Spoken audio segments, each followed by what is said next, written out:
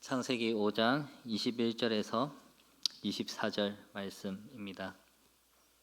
에녹은 65세에 무두셀라를 낳았고 무두셀라를 낳은 후 300년을 하나님과 동행하며 자녀들을 낳았으며 그는 365세를 살았더라. 에녹이 하나님과 동행하더니 하나님이 그를 데려가심으로 세상에 있지 아니하였더라. 아멘. 네, 오늘은 또 이 창세기 5장의 말씀으로 이전과 이후라는 제목으로 함께 좀 말씀을 나누려고 합니다. 우리가 인생을 살다 보면은 다양한 상황, 사건들을 만나게 됩니다. 우리는 그러한 사건들을 통하여서 어떤 상황이나 또 삶의 방향이 바뀌게 되지요. 그래서 그런 것을 이제 터닝 포인트라 그렇게 표현하기도 합니다. 그런 다양한 사건은 어떤 특별한 사건, 특별한 일도 있겠지만 또 대개는 그저 우리가 일상 가운데 만나는 사람이나 아니면 책, 어떤 물건, 또 문화와 여행, 또 어떤 사고나 질병 등 사실 우리 일상 가운데 만나게 되는 그런 평범한 일들로 인하여서 또 변화가 일어나기도 합니다. 그렇다면 왜 사람이 살면서 어떤 한 사건을 만나며 인생의 방향이 바뀌는 것일까요?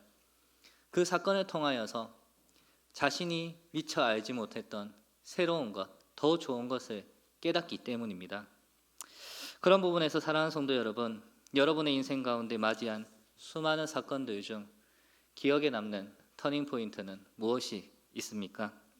그리고 그 가운데 최고의 터닝 포인트는 무엇이라 생각하십니까? 사실 그리스도인의 최고의 터닝 포인트는 예수 그리스도를 만남이라는 사건입니다. 물론 그 첫 단계가 교회에 나옴, 또 기독교라는 종교를 택함도 있겠지요. 물론 교회에 나오고 기독교라는 종교를 택하는 것도 우리 인생에 있어서 정말로 최고의 선택이고 또 우리의 삶에 또 우리 인생의 방향을 전환하는 확실한 사건이기도 합니다. 그러나 진정한 터닝 포인트는 예수 그리스도를 인격적으로 만남입니다. 우리가 교회에 다니고 또 세상에서 기독교에 대해서 들을 때 하나님에 대해서 쉽게 들을 수 있지 않습니까? 하나님, 교회가 믿는 하나님, 예수 그리스도, 그리고 교회에 나와서 말씀을 통해 성경을 읽으면서 또 여러 가지 지식을 쌓을 수 있습니다. 하지만 그 지식에 머문다면은 그 인생은 그런 극적인 변화를 일으키지 않습니다. 내가 듣고 보고 배운 그 믿음의 지식, 예수 그리스도란 그 지식이 나의 삶에 인격적인 만남으로 사건이 일어날 때 우리는 우리 인생의 이전과 이후가 나뉘면서 터닝 포인트를 맞이하면서 달라지게 되는 것입니다. 저는 오늘 우리가 잘 알고 있는 이 성경의 한 인물을 통하여서 왜 예수 그리스도를 만남이 우리의 인생의 최고의 터닝 포인트가 되어야 하는지를 함께 좀 나누려고 하는데요. 성경에는 죽음을 보지 아니하고 하나님께로 간 하나님께서 데려가신 두 인물이 있지요. 에녹과 엘리야입니다. 그 중에 창세기에는 에녹에 대한 이야기가 있습니다. 먼저 창세기 5장을 보면은 창세기 5장은 아담의 계보에 대한 그런 이야기인데요. 누가 몇 살에 누구를 낳았고 또 자녀들을 낳다가 몇 살에 죽었다. 이것이 어떤 부분에서는 주된 내용입니다. 계속해서 반복되지요. 그런 수많은 계보에 나오는 인물들 가운데 중요한 세 명의 인물이 있습니다. 그 세 인물은 에노스와 에녹 그리고 노아입니다. 먼저 에노스에 대한 이야기는 아담의 계보를 언급하는 5장보다도 그 전에 4장에 살짝 언급이 되는데요. 4장 26절에 이렇게 말씀하고 있습니다. 셋도 아들을 낳고 그의 이름을 에노스라 하였으며 그때의 사람들이 비로소 여호와의 이름을 불렀더라.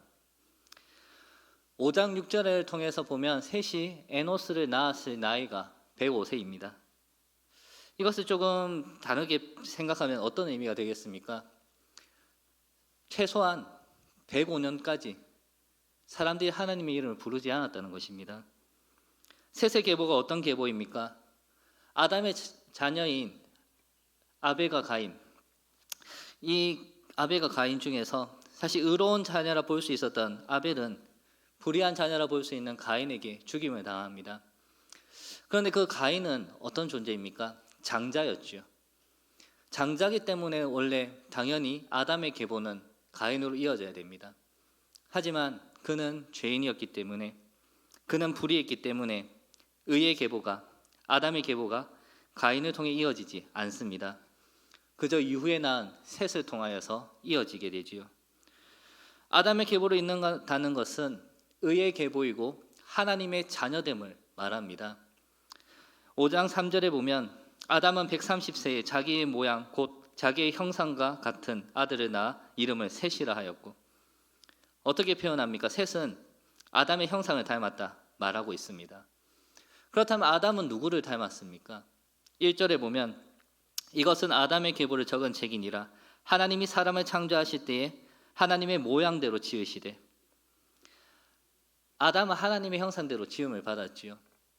그 아담의 형상을 닮은 자가 셋입니다. 이것은 하나님의 형상이 셋을 통하여서 계속 이어지고 있음을 보여줍니다. 그리고 그것이 이어진다는 것은 하나님께서 창조 때에 아담을 지으시고 아담과 하와를 지으시고 그들을 복을 주시며 생육하고 번성하고 땅을 정복하고 땅이 충만하라 하신 그 명령까지 이어지고 있다는 것을 말합니다. 그렇기 때문에 아담의 자손들, 아담의 계보를 보면은 사람들이 800~900년 아주 긴 세월 동안 살아갑니다. 장수의 복을 받아서 생육하고 번성하며 생명의 복을 누리는 삶을 살았다는 것이지요. 그런데 성경의 기록은 어떻게 이어집니까? 하나님의 복이 이어지고 있음에도 불구하고, 하나님을 알고 창조주를 알고 있음에도 불구하고 그 이름을 부르지 않았습니다. 고대에서 이름이라는 것은 매우 중요한 것입니다. 그 이름은 그 어떠한 대상의 정체성을 나타내는 것이고, 이름을 부른다는 것은 인정한다는 것입니다. 인정만 하는 것이 아니라 그것을 기억하고 관계가 형성된다는 것을 의미합니다. 에노스 시대에 와서야 사람들이 이름을 불렀다는 것은 어쩌면 죄로 인해 그 영이 죽어버린 대로, 하나님과의 관계가 끊어진 대로 죄의 본성을 따라서 살아갔다는 것을 의미하기도 합니다. 가인의 계보가 아닌 의의 계보인 셋의 계보임에도 불구하고 사람들은 하나님과 관계없는 삶을 살았다고 볼 수도 있다는 것이지요. 그런 시대 속에 105년 만에 에노스가 태어났고 사람들이 하나님의 이름을 부릅니다. 창조주를 기억하며 인정하기 시작하지요. 하지만 이름을 부른다고 하여서 그 뜻대로 살았다는 것은 아닙니다. 인식하였다고 해서 그를 두려워하며 의로운 삶을 살았다는 것도 아니지요. 왜냐하면 인류는 계속해서 죄를 지었고 그 죄가 하나님의 진노를 쌓아가며 하나님께서 노아 시기에 홍수의 심판을 내리시지 않으셨습니까? 하나님의 심판은 그저 갑작스럽게 즉흥적으로 이루어진 것이 아니라 하나님께서 죄가 가득한 그 인류를 보시며 참으시며 기다리신 가운데 당신의 뜻을 따라 이루신 사건입니다. 그리고 그 하나님의 계획, 그 심판의 계획을 우리는 에녹의 이야기를 통해서 볼 수가 있는데요. 21절에 보면 에녹은 65세에 무두셀라를 낳게 됩니다. 에녹의 삶의 이전과 이후는 무두셀라를 낳음에 있지요. 그에게 무두셀라의 출생은 인생의 터닝 포인트였습니다. 그래서 22절과 23절을 보면 무두셀라를 낳은 후 300년을 하나님과 동행하며 자녀들을 낳았으며 그는 365세를 살았더라. 참 짧은 인생을 살았음에도 불구하고 그 인생은 하나님과 동행하는 삶이었다라고 평가하고 있습니다. 하나님의 복을 따라 생육하고 번성하며 800~900년을 살던 그때에 비록 남들의 절반밖에 살지 않았지만 그 삶은 하나님과 동행함으로 달랐다라고 말합니다. 그렇다면 왜 에녹은 하나님과 동행할 수 있었던 것일까요? 사실 아담이 죄를 지었을 때 아담은 하나님의 낯을 피하여 숨었습니다. 가인은 죄를 짓고 나서 도망하여서 성에 숨었습니다. 에노스는 하나님의 이름을 부를 뿐이었습니다. 그런데 에녹은 하나님과 함께 걸었습니다. 함께 걷는다는 것은 하나님과의 교제를 의미하는데요. 사실 이 교제의 표현은 에덴 동산의 아담과 하나님과의 그 관계를 표현하는 것입니다. 죄로 인하여서 그 깨어졌던 그 관계의 회복이 에녹에게서 나타났다는 것이지요. 그런데 이 에녹도 처음부터 하나님과 동행한 것이 아닙니다. 무드셀라를 낳은 이후에 그는 하나님과 동행하기 시작했던 것이었죠. 어쩌면 그 이전까지는 사람들과 별반 다를 바 없는 삶을 살았다고도 볼 수 있습니다. 그러면 왜 에녹은 무드셀라를 낳은 순간부터 그 삶이 변한 것입니까? 사실 정확하게는 알 수 없지만 많은 학자들이 무드셀라라는 이름을 연구한 내용을 통해 우리는 생각해 볼 수 있습니다. 무드셀라는 성경에서 인물 중에 가장 오래 산 인물이지요. 무려 969세를 살았습니다. 그는 아담의 8대 손이고 또 에녹의 아들이며 노아의 할아버지지요. 이 이름의 뜻은 창 던지는 사람인데 학자들은 이 무드셀라의 이름을 하나님의 심판의 경고라 해석합니다. 왜냐하면 고대 사회에서 창을 던지는 자는 파수꾼의 역할을 하는 사람이기 때문입니다. 이는 자기의 부족을 외부의 적들로부터 지키기 위하여서 방어하기 위해서 늘 창을 들고 경계하며 그 적들을 물리치는, 그리고 문제가 터질 때에 어떤 위험이 있을 때 사람들을 알리는 역할을 하는 그런 직분을 가진 인물이지요. 그런데 그런 파수꾼이 사라지면 어떻게 되겠습니까? 적습에 대비하지 못하고 몰살당할 수밖에 없습니다. 그래서 무드셀라의 이름을 창 던지는 사람이라는 이름 외에도 이 사람이 죽으면 종말이 온다, 심판이 온다라는 의미로 보기도 합니다. 보호하는 이름에서 심판의 이름이 된다는 것이지요. 그리고 연대를 계산해 보면 무드셀라가 죽은 해 홍수의 심판이 시작됩니다. 결코 우연이 아니지요. 이 땅에 죄가 가득함을 보시고 하나님께서 그 심판의 예고를 에녹을 통해서 하신 것입니다.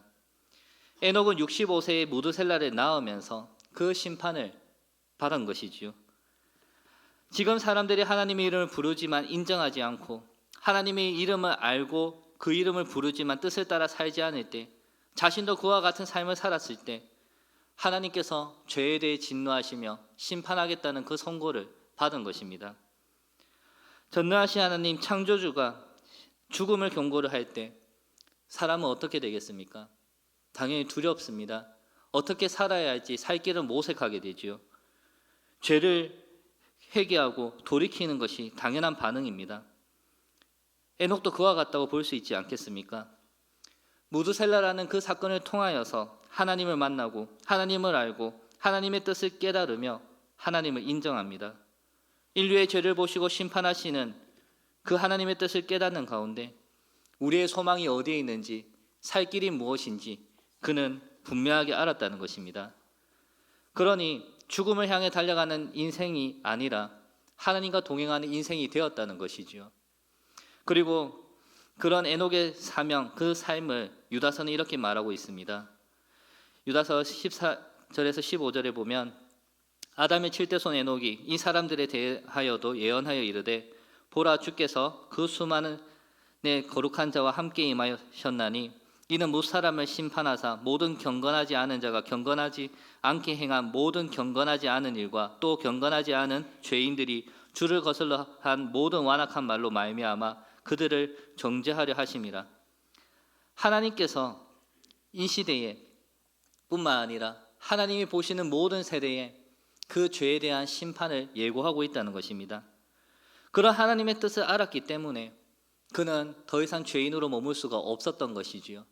하나님과 함께하는 삶을 택하여서 믿음으로 하나님 안에서 교제하며 하나님을 증거하는 삶을 살아가게 된 것입니다. 그리고 그 결과 에녹은 하나님으로부터 증거를 받지요. 히브리서 11장 5절에 보면 믿음으로 에녹은 죽음을 보지 않고 옮겨졌으니 하나님이 그를 옮기심으로 다시 보이지 아니하였느니라. 그는 옮겨지기 전에 하나님을 기쁘시게 하는 자라는 증거를 받았느니라. 하나님을 기쁘시게 하는 자라는 증거를 받았습니다. 믿음으로 하나님을 바라보고 하나님이 기쁨이 되었습니다. 그리스도 안에 나타나는 그 놀라운 일이 에녹의 삶에서 나타났고, 그러한 삶을 살았기 때문에 아담도 셋도 에노스도 노아도 그 아담의 계보에 따르는 그 모두가 하나님의 사람이고 의의 계보이며 하나님의 복을 받았지만 그 누구보다도 에녹만이 확실한 믿음 안에 하나님의 기쁨으로 나아갔다는 것을 보여주고 있습니다. 우리가 분명히 알 수 있는 것은 에녹은 처음부터 이러한 삶을 살지 않았다는 것입니다. 한 사건을 만나고 변화가 되었다는 것이지요. 하나님의 심판의 뜻을 알고 나서 그는 하나님이 기뻐하시는 삶으로 변화가 되었다는 것입니다. 인생의 이전과 이후로 나뉘는 터닝 포인트였다는 것이지요. 그렇다면 에녹만 그렇겠습니까?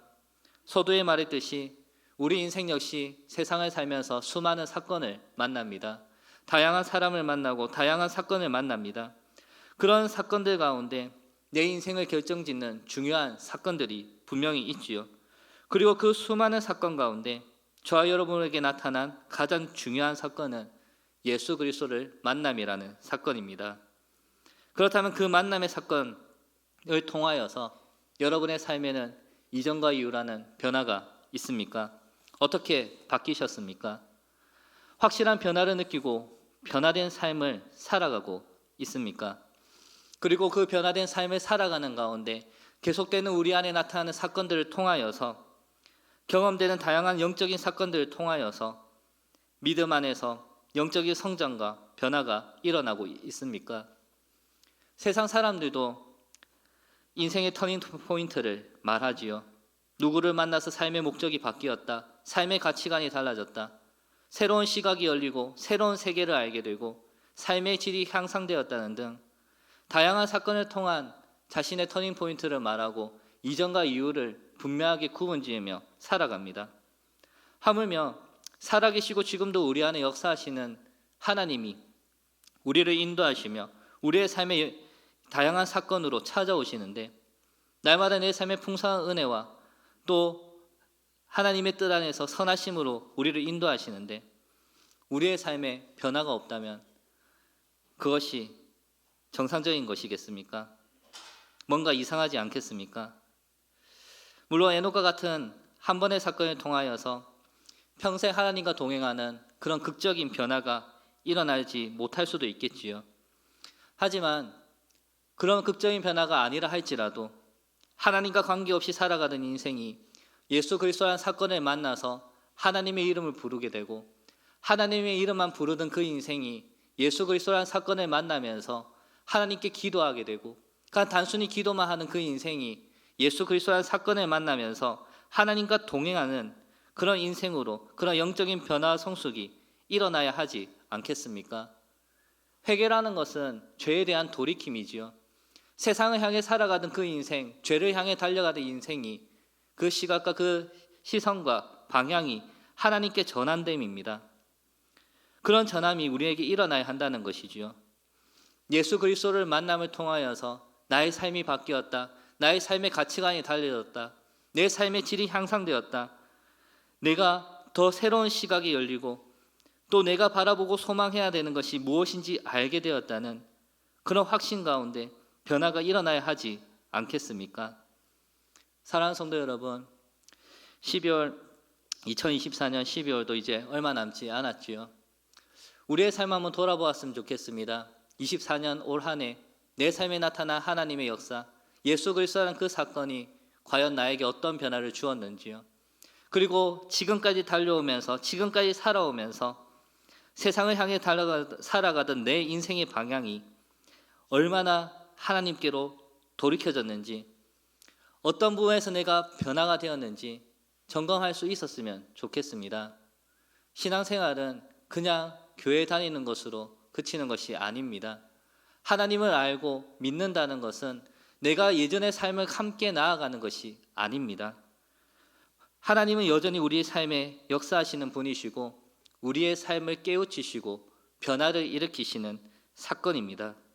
그 예수 그리스도를 만남이라는 사건, 하나님의 사건이 여러분의 인생 가운데 계속해서 작용하여서 정말 여러분이 그리고 저뿐만 아니라 우리 모두가 정말 하나님께로 조금씩 전환되어질 수 있는 변화되어질 수 있는 그리하여서 세상에서 하나님으로 나에게서 하나님으로 죄에서 하나님으로 변화될 수 있는 그런 복을 누리는 저와 여러분이 되기를 소망합니다. 그리하여서 24년을 끝내고 25년을 준비하는 우리의 삶에 하나님께서 내 삶에 역사하실 것을 또한 기대하고 소망하면서 더욱더 믿음 안에 성장할 수 있는, 변화될 수 있는 그런 우리 침산동부교회가 될 수 있기를 간절히 소망합니다.